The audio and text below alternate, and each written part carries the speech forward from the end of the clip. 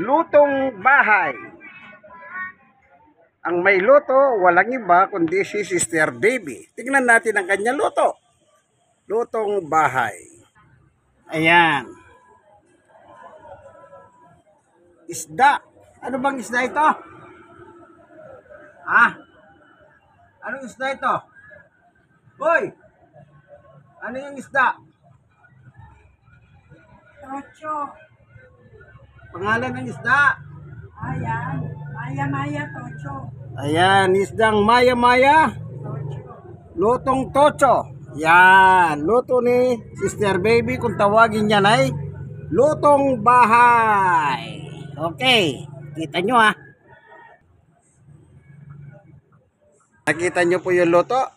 Bigay ng Panginoon Diyos yan. Amen. Tanghalian namin. Amen, amen, amen.